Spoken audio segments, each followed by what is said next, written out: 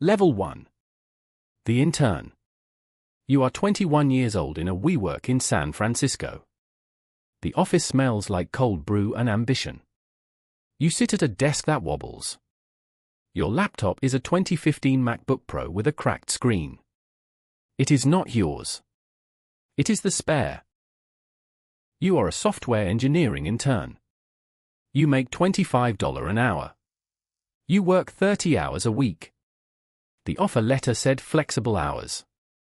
Flexible means you work whenever they need you. They need you often. You live in a bunk bed in the Tenderloin. For people in a 2-bedroom. Your bunk costs $600 a month. You can hear the guy above you at night. He's dating life. His video calls. His existence. You learn to wear headphones to sleep.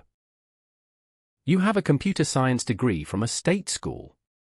You have $72,000 in student debt. The monthly payment is $640. You defer it. You cannot afford it. You can barely afford ramen and bar fare. Your first task is fixing bugs. Bug 247, button alignment issue on mobile. Bug 248, typo in error message. Bug 249, loading spinner does not stop spinning. You fix bugs for 2 weeks. No one reviews your code. No one seems to notice you. Your manager is a senior engineer named Kyle. He is 28 and has been at the company for 18 months. He wears hoodies and all birds. He talks about disruptings and pivoting. He does not talk to you directly. He messages you on Slack. You work on a feature. A simple one. Add a filter to the search page. You spend 40 hours on it. You push the code. Kyle rejects it in the code review. He does not explain why. Just needs refactoring. You refactor it. He rejects it again. You learn by iterating in the dark. The company has free snacks. LaCroix and Kind bars. You eat Kind bars for lunch. You take extras for dinner. The office manager notices. She does not say anything. She just moves the snack shelf to her desk. You attend the all-hands meeting. The CEO talks about growth. About changing the world. About the mission. The company makes software for event planning. You are not changing the world. You are helping people send calendar invites slightly more efficiently. You are not offered a full-time job at the end of your internship. The company is restructuring. They bring in 5 new interns the next month. Interns are cheap. Replaceable. You apply to 60 companies. You get 3 interviews. You get 1 offer. Level 2. The Junior Developer. You are 23 years old at a Series A startup in Soma. The company makes a project management tool. There are 40 employees. You are employee number 38. You make $95,000 a year. It is the most money you have ever made. It is not enough to live alone in San Francisco. You rent a bedroom in the Mission. The room is 10 times 10. You have a bed and a desk. Your roommate is a designer at another startup. You never see him. You both work until 9 p.m. every night. You are ships passing in an overpriced apartment. You write code for the core product. Real features. User-facing features. Your code is seen by 12,000 users. The number feels meaningful for about a week. Then it is just a number. You work 50 hours a week. You are salaried. There is no overtime. The company culture is move fast and break things. You move fast. You break things. Users complain. You fix it in production. You deploy on Fridays. Deploying on Fridays is considered bad practice. You do it anyway. The deadline does not care about best practices. Your tech lead is a guy named Aaron. He is 32. He has worked at 3 startups. 1 was acquired. 1 failed. 1 is still going. He is burned out in a way that looks permanent. He reviews your code. He is kind but firm.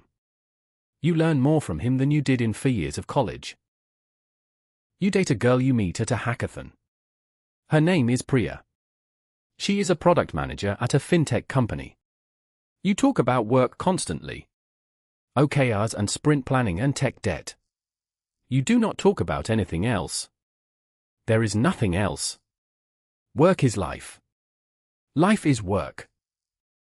The company raises a Series B $15 million. There is a party. Catered food and an open bar. The CEO gives a speech. He talks about hockey stick growth. He shows a graph. Up and to the right. Everyone cheers. You check your equity. 0.08%. It is worth $0 until an exit. The exit is theoretical. You are assigned to rebuild the notification system. It is broken. It has been broken for 6 months. You spend 3 months rebuilding it. You launch it. It works. No one notices when things work. They only notice when things break. Your work is invisible when successful. Priya gets a job in New York. She asks you to move with her. You have been dating for 8 months. You think about it for 3 days.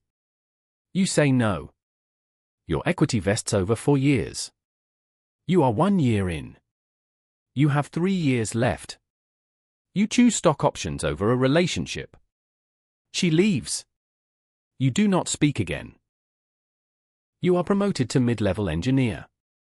Your salary increases to $125,000. You move to a 1-bedroom in the Sunset. The fog is constant but the apartment is yours. You buy a mattress that is not from Craigslist. You are moving up. Level 3. The mid-level engineer. You are 26 years old and you own your work. You are assigned projects without supervision. You design systems.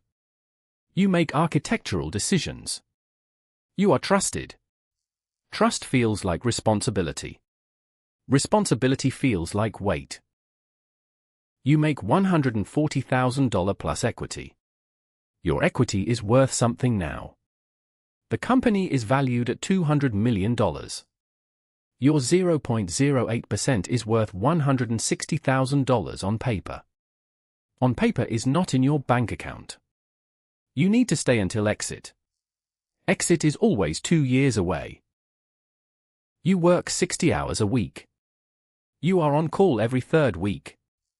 On call means your phone can ring at 3 a.m. It does. A service is down. You wake up. You open your laptop. You fix it in your bed.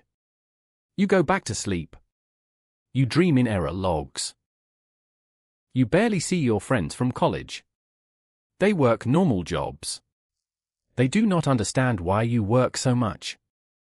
They ask why you do not just leave at 6 p.m. You do not know how to explain. Leaving at 6 p.m. means missing the discussions that happen at 7 p.m. Missing discussions means missing decisions. Missing decisions means missing promotions. You mentor a junior developer. A kid fresh out of a boot camp. He is eager and clueless. You remember being him. You are patient. You explain things. You review his code carefully. Teaching him takes time you do not have. You do it anyway. Someone was patient with you once. The company pivots. The project management tool is not growing fast enough. You are now building AI features. You do not know AI. No one does. You learn at night. You read papers. You take online courses. You implement features you barely understand. The CEO says AI is the future. You build the future on tutorials and Stack Overflow. You date someone from the company. A product designer named Michelle. Dating coworkers is discouraged. You do it anyway. It is convenient. You are both in the office until 9 p.m. You get dinner after work. You talk about work. The relationship is an extension of work. The company misses its revenue targets. There are layoffs. 15% of staff. 6 engineers. You are safe. Your work is critical. You watch people pack their desks. Some of them were your friends. They are escorted out by HR. You feel guilty for surviving. You work harder to prove you deserve to stay. Michelle is laid off. She is a contractor. Contractors go first. The relationship ends with the employment. You do not fight to keep it going. It is easier this way. Clean. You tell yourself you dodged a complication. You are promoted to senior engineer. Your salary is $170,000. You have been at the company for 3 years. Your equity is halfway vested. You are halfway to the carrot. You cannot stop now. Level 4. The senior engineer. You are 28 years old and people ask you questions. Junior engineers. Mid-level engineers. Product managers. You are the expert. The go-to. You know the code base better than anyone. The knowledge is power and burden. You make $185,000 plus equity. Your total compensation is $240,000 when you include the equity valuation. You buy a used Tesla Model 3. You tell yourself it is an investment. It is a statement. You have made it. You look like you have made it. You work on the hardest problems. The scaling issues. The performance bottlenecks. The system that crashes when traffic spikes. You spend 2 months optimizing database queries. You reduce load time by 200 milliseconds. Users do not notice. Your team does. That is enough. Sometimes. You are in meetings half the day. Planning meetings. Architecture reviews. Incident postmortems. You code in the gaps. Late afternoon. Late night. The work you love is squeezed between the work you have to do. You are asked to interview candidates. You conduct 3 interviews a week. You ask algorithm questions. You watch them struggle on the whiteboard. You remember struggling on whiteboards. You are kind but you reject most of them. The bar is high. The bar is always high. Your manager asks if you want to go into management. There are 2 tracks. Individual contributor or manager. IC or management. You choose IC. You want to keep coding. Management is meetings and politics. You tell yourself you are avoiding politics. You are just delaying it. The company raises a Series C, $50 million. The valuation is $500 million. Your equity is worth $400,000 on paper. You do the math constantly. If the company exits at $1 billion, you make $800,000. If it exits at $2 billion, you make $1.6 million. The math is theoretical but addictive. You burn out. You sit at your desk and stare at your screen. Nothing happens. The code does not come. The motivation is gone. You take a week off. Your first vacation in 2 years. You go to Hawaii. You check Slack every 3 hours. You are not capable of disconnecting. You return. You tell yourself you are recharged. You are lying. You are still exhausted. You just have a tan now. Your father has a heart attack. You fly home. You stay for 4 days. You work from the hospital waiting room. Your laptop open. Your father recovering in the next room. You tell yourself you have to. The sprint does not stop for personal emergencies. You feel like a monster. You do it anyway. You are offered an engineering manager role. Your manager is leaving. They need someone to replace him. You say yes. You tell yourself it is growth. You are not sure what you are growing into. Level 5. The engineering manager. You are 30 years old and you do not code anymore. You manage 6 engineers. You do one-on-ones. You write performance reviews. You attend manager meetings. You have become the thing you said you would not become.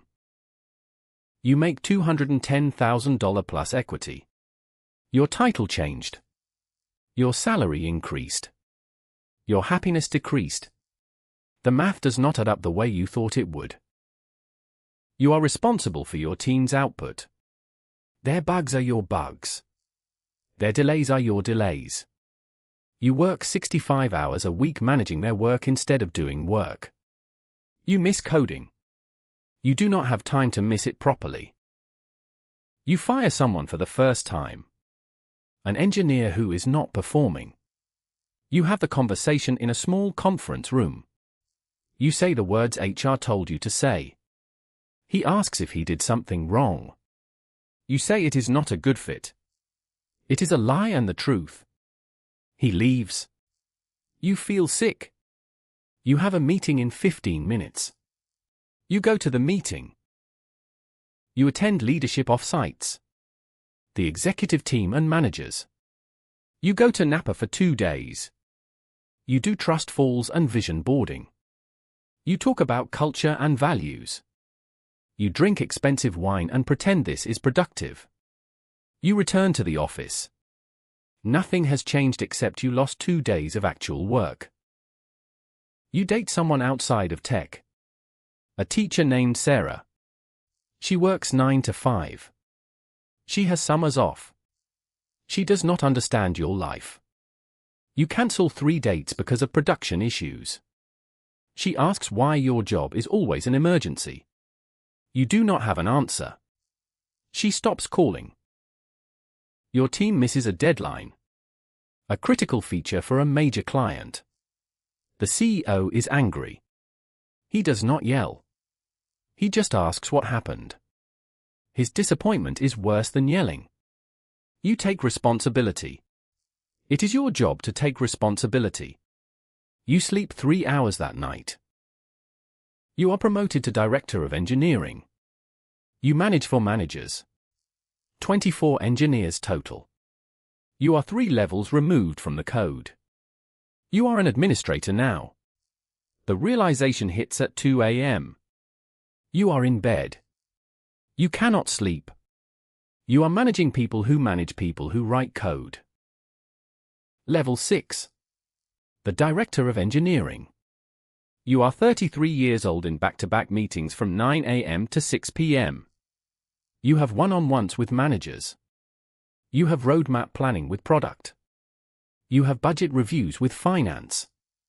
You have hiring pipeline reviews with recruiting. You live in Google Calendar. You make $260,000 plus a significant equity package.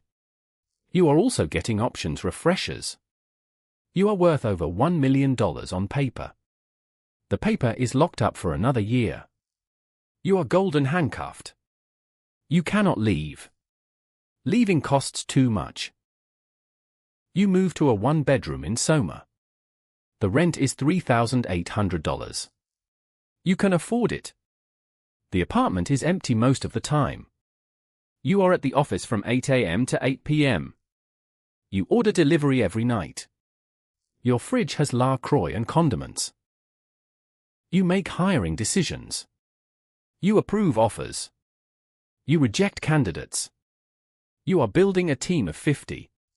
You interview constantly. You are good at selling the vision. The vision is growth and impact and changing the world. You are selling what you no longer believe. The company is struggling. Growth is slowing. Investors are pressuring the CEO. There is talk of another pivot. You are in the room for these discussions now. You see how decisions are made. Politics and pressure and fear. Very little data. Mostly instinct and who speaks loudest. You implement layoffs. 20 people. You decide who goes. You make a list. You rank people. You are playing God with livelihoods. You tell yourself it is business. You are right. It does not make you feel better. Your mother calls. She asks when you are getting married. When you are giving her grandchildren. You are 34. You work 70 hours a week. You have not been on a date in 8 months. You tell her soon. It is a lie. She knows. She stops asking. You have a health scare. Chest pains during a board meeting. You are driven to the ER. Panic attack. Stress-induced. The doctor tells you to slow down. You nod. You are back in the office the next day. Slowing down is not an option. The company needs you. You need the equity. You are offered VP of Engineering. The current VP is leaving for a bigger startup. You say yes. You do not hesitate. Up is the only direction you know. Level 7. The VP of Engineering. You are 36 years old and you run the entire engineering organization. 80 engineers. You report directly to the CTO. You are in the executive team. You are in the room where it happens. You make $320,000 plus equity. Your total comp is over $500,000. You buy a condo in Pack Heights. You have a parking space and a view of the bay. You are wealthy by any measure. You are alone in the wealth. You do not know half the engineers by name. You know the managers. You know the directors. The ICS are faces in Zoom calls. You approve their hiring. You approve their firing. You do not know them. You are in exec meetings every day. The CEO. The CTO. The heads of product, sales, marketing, finance. You discuss strategy. You discuss the board. You discuss which narrative to push to investors. Everything is a narrative. Everything is performance. The company is considering an IPO. The investment banks are circling. You attend pitch meetings. The banks promise a $2 billion valuation. Your equity would be worth $8 million. You do the math obsessively. $8 million is freedom. $8 million is retirement. $8 million is validation. The IPO is delayed. Market conditions. The CEO is angry. The board is angry. You are told to cut costs. You lay off 30% of engineering. 64 people. You do not do it yourself. The managers do it. But it is your decision. You carry the weight. You date an executive coach. Someone who works with startups. She understands the pressure. The relationship lasts for months. She asks you what you want beyond work. You do not have an answer. She says you need therapy. She is right.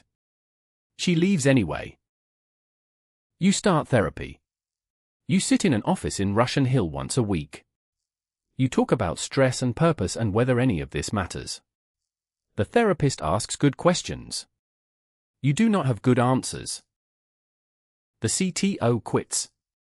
He is burned out. He is 40 and has $20 million from previous exits. He does not need this anymore. You are asked to step up. Acting CTO. You say yes. The acting becomes permanent 6 months later. Level 8. The CTO. You are 38 years old and you own the technology. All of it. The platform. The infrastructure. The security. The bugs. The outages. The technical debt from 6 years of moving fast and breaking things. It is all yours. You make $400,000 plus equity. You have board observer status. You sit in board meetings. You present to investors. You are a real executive now. You wear blazers to meetings. You look the part. You feel like an imposter. You manage VPs and directors. You do not manage engineers. You are for levels removed. You set strategy. You allocate budget. You approve roadmaps. You are so far from the code that you barely remember what coding feels like. The company finally goes public. The IPO values the company at $1.8 billion. Lower than hoped. But real. You are worth $7.2 million on paper. The stock has a lock-up period. 6 months. You cannot sell. You are a millionaire who cannot access the millions. The lock-up expires. You sell half your stock. $3.6 million. After taxes, $2.2 million. You pay off your student loans. 6 years late. You buy a house in Murrin. You are wealthy. Properly wealthy. It feels empty. You thought it would feel different. The stock price declines. The company is not meeting growth targets. Investors are unhappy. The CEO is under pressure. Board meetings are tense. You are defending technical decisions. Explaining why things take time. Why scaling is hard. No one wants to hear it. They want growth. You work 80 hours a week. You are on calls with the Asia team at 6 a.m. You are on calls with the Europe team at 8 p.m. You are always on. Your phone is always in your hand. You sleep with it next to your pillow. The boundary between work and life does not exist. You have no friends outside work. Your college friends have families. They live in suburbs. They do not understand your life. You do not understand theirs. The gap is unbridgeable. You are in different worlds. The CEO is fired. The board wants new leadership. Someone who can scale. They bring in a professional CEO. Someone from Google. Someone with experience. You report to him now. He is 50. He is polished. He speaks in buzzwords. He does not understand the product. He does not need to. He understands boards and investors. That is the job. You think about leaving. You have $4 million in the bank. You could retire. You could consult. You could start something.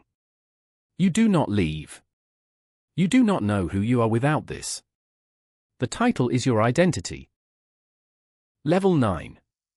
The co-founder. You are 41 years old when you leave. You start your own company. Finally. You have been building other people's dreams for 20 years. You are building yours now. You raise a seed round. $2 million. You know investors from the previous company. They trust you. Trust is currency. You hire 10 people. You are all in a small office in the Mission. It feels like the beginning. Like when you were 23. Except you are 41 and you have $4 million in the bank. You write code again.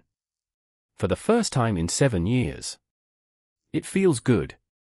Pure. You are building something real. Something you believe in. The belief carries you for 6 months.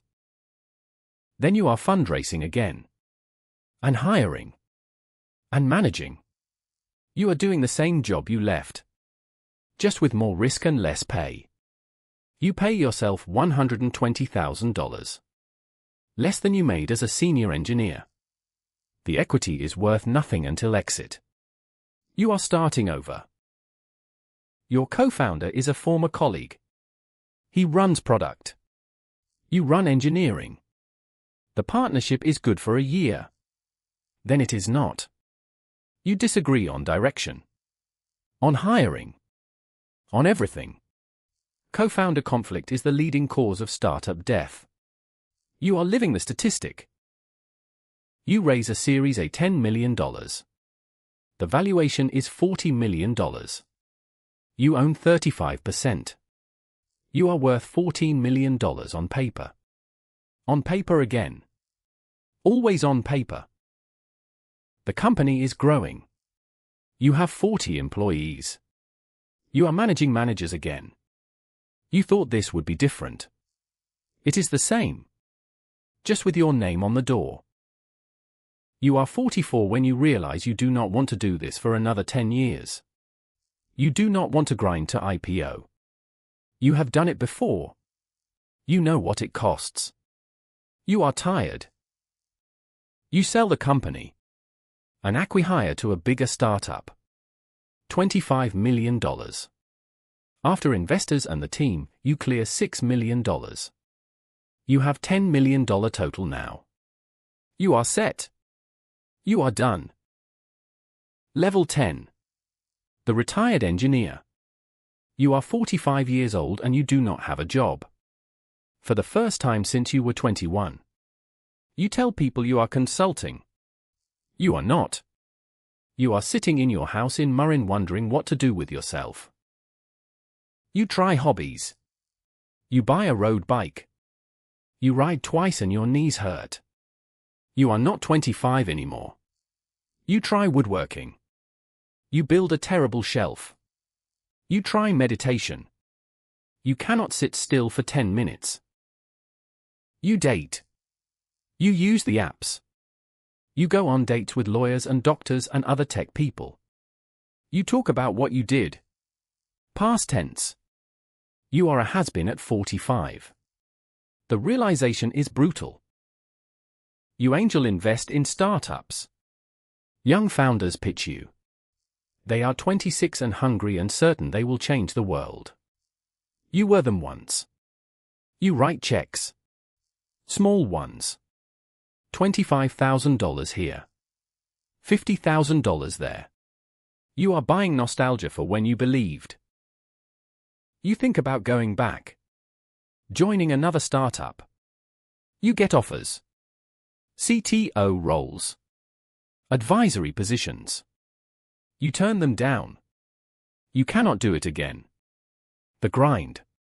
The politics. The performance. You are done. You think. You volunteer teaching coding to kids. It is fulfilling for 3 months. Then it is boring. You are teaching HTML to 12-year-olds. You built systems that served millions. The scale difference is depressing. You are lonely. You live alone in a 4-bedroom house. You have money and time and nothing to do with either. Your parents are dead. Your brother lives in Ohio with a normal job and a family. You see him once a year. You have nothing in common. You think about the intern in the WeWork. The kid fixing button alignment bugs. Living in the Tenderloin with 3 roommates. Eating kind bars for lunch. He thought success would fix everything. Success fixed the money problem. It created every other problem. You are financially independent. You never have to work again. You do not know what to do with the freedom. Freedom is terrifying when you have been busy for 24 years. You sit on your deck. You look at the bay. You are 46 years old. You climb the ladder. You reach the top. The top is a nice house and a brokerage account and profound purposelessness. You won the game. The game was not worth winning. You learned this too late. Everyone does. Somewhere in San Francisco, a 21-year-old is sitting at a wobbling desk in a WeWork. He has a cracked MacBook Pro. He is fixing bug 247. A button alignment issue. He makes $25 an hour. He lives in a bunk bed in the Tenderloin. He eats kind bars for lunch. He has $72,000 in student debt. He is hungry and ambitious and certain that working hard will pay off. He wants to be a senior engineer, then a manager, then a director, then a VP, then a CTO. He wants the title and the money and the respect. He has no idea what the climb will cost. The relationships, the health, the version of himself he will sacrifice. He has no idea that success is a kind of trap. That winning feels like losing when you are alone at the finish line. But he will learn. One promotion at a time. And the cycle continues.